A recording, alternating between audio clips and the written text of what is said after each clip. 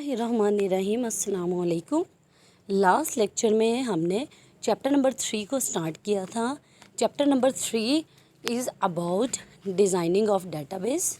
ठीक है, हमने डिफरेंट स्टेप्स पढ़े थे डेटाबेस को डिज़ाइन करने के हवाले से। उसके बाद जो है वो हमने डाटा मॉडलिंग पढ़ी थी।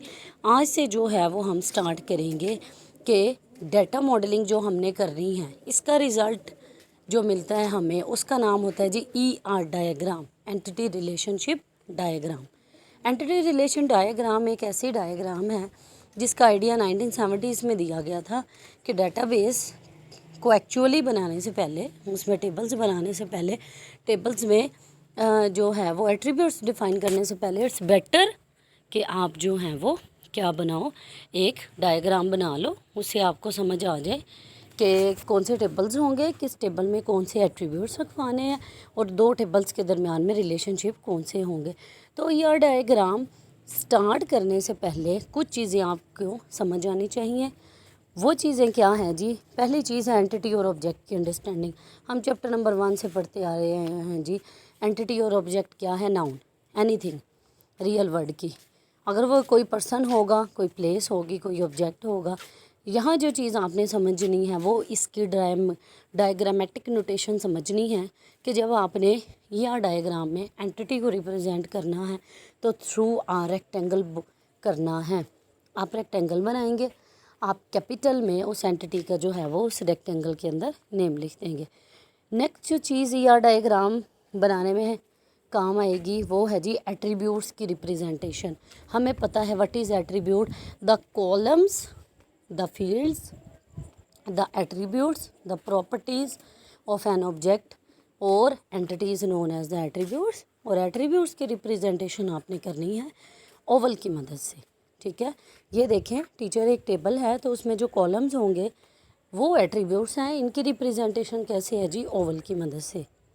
क्लियर? और इसमें कोई भी चीज़ समझने वाली नहीं है। नेक्स्ट चीज़ है जी रिलेशनशिप। रिलेशनशिप जो है वो डिफ़ाइन करेगा कनेक्शन दो टेबल्स के दरमियान में। जैसे एक बुक का टेबल है और एक बुक स्टोर का टेबल है, उसके दरमियान में कनेक्शन या रिलेशनशिप क्या होगा? Logical relationship. तो पहली जो फिगर है उसमें बुक और बुक स्टोर के दरमियान में लाइन लगा दी गई, मतलब ये दोनों आपस में कनेक्टेड है। अब इन दोनों के दरमियान जो भी रिलेशनशिप होगा हम उसे लाइन के ऊपर लिखेंगे। जैसे कि बुक स्टोर स्टॉक्स बुक।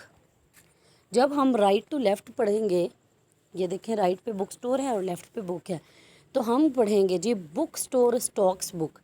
लेकिन जब लेफ़्ट राइट इस रिलेशनशिप को पढ़ेंगे तो हम इसे पढ़ेंगे book is stocked by book store, book is stock by book store.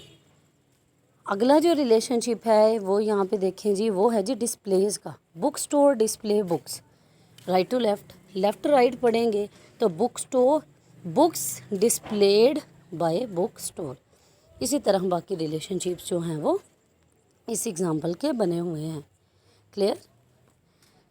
Next thing is important thing is cardinality. What is meant by cardinality? Basically cardinality जो है वो क्या होती है?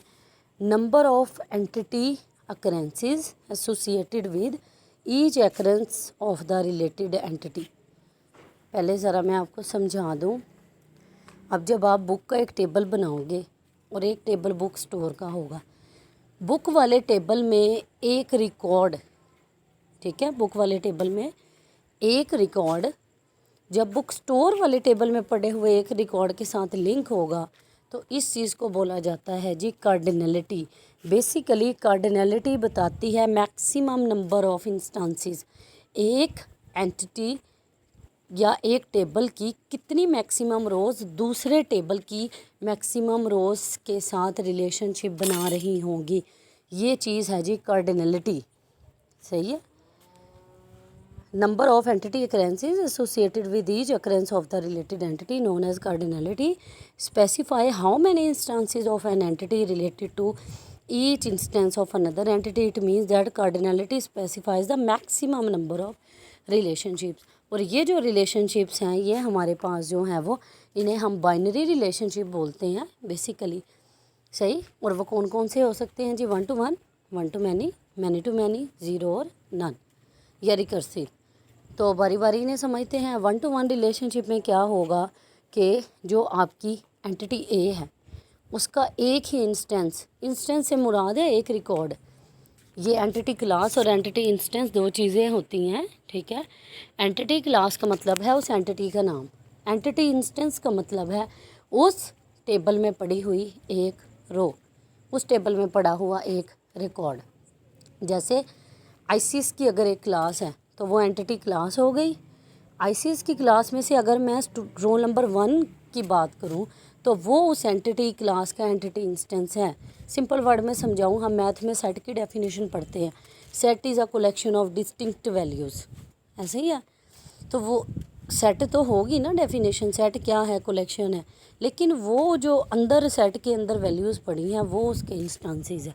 तो वन टू वन एक ऐसा रिलेशनशिप है जिसमें एंटिटी ए का एक इंस्टेंस एंटिटी बी के एक इंस्टेंस से जुड़ा होता है। वन टू मैनी में एंटिटी ए का एक इंस्टेंस एंटिटी बी के मैनी इंस्टेंसेस से जुड़ा होता है। मैनी टू मैनी में एंटिटी ए के मैनी इंस्टेंसेस एंटिटी बी के मैनी इंस्टेंसेस के साथ जुड़े होते हैं। ज़ीरो और नन, अब ये जो ज़ीरो और नन वाली बात आ रही है बेसिकली ये बताती है जो मोडेलिटी।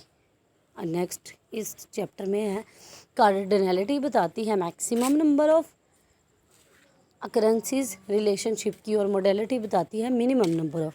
तो जो मिनिमम नंबर होगा या तो वो ज़ीरो हो सकता है या बिल्कुल भी नहीं हो सकता, इससे मिनिमम तो कुछ भी नहीं हो सकता ना। ज़ीरो और नन कार्डिनैलिटी का मतलब होता है एंटिटी इंस्टेंस ए का जो है वो कोई भी या ज़ीरो होगा या कोई भी जो है वो नहीं होगा। रिकर्सिव कार्डिनैलिटी जो है वो एक ऐसी कार्डिनैलिटी है जो एक एंटिटी का खुद से ही रिलेशनशिप शो करा रही होती है। जैसे कि पर्सन की अगर मेरे पास एक टेबल है, पर्सन से मैंने रिलेशन बताना हो, जैसे कि मैरिज का relation, person is married to person, तो ये क्या हो गया, ये रिकर्सिव रिलेशनशिप हो गया। अब मैं अलग अलग एंटिटी नहीं बनाऊंगी, एंटिटी ए भी पर्सन हो और एंटिटी बी भी पर्सन हो, नहीं, मैं एक ही एंटिटी रखूँगी कि person A is married to person. तो नेक्स्ट जो है वो नोटेशंस हैं। वन टू वन रिलेशनशिप आपने शो कराना हो तो आप 1 लाइन डाल भी सकते हैं, नहीं भी डालोगे तब भी चलेगा। वन टू मैनी के लिए क्या होगा, आपने यहाँ पे 1 डाला लेफ़्ट पे और राइट पे आपने मैनी का सिंबल डाला। मैनी जस्ट शो कराना हो तो मैनी, 1 और मोर कराना हो तो कैसे होगा, 1 और मोर। 1 एंड ओनली 1 कराना हो तो आप 2 1 डालेंगे। 0 और 1 कराना हो तो आप एक सर्कल डालेंगे और आगे 1 डालेंगे। 0 और मैनी कराना हो तो आप 0 डालोगे और मैनी डालोगे। क्लियर? तो यहाँ तक आपने जो है वो करना है कि ईआर डायग्राम क्या है, ईआर डायग्राम में आपकी जो है वो एट्रीब्यूट्स क्या है, रिलेशनशिप क्या है, और फिर कार्डिनैलिटी क्या है। मोडेलिटी जो है वो हम नेक्स्ट चैप्टर में जो है वो पढ़ेंगे, नेक्स्ट लेक्चर में। चैनल को जो है वो सब्सक्राइब कर दिया करें, शेयर कर दिया करें। ये जो आपकी तरफ ये जो शेयरिंग है, ये जो सब्सक्रिप्शन है, ये आपकी तरफ से जो है वो पजीराई होती है, जिससे मोटिवेशन मिलती है कि अच्छे से अच्छा कंटेंट आपके लिए जो है वो लाया जा सके। जज़ाकल्लाह।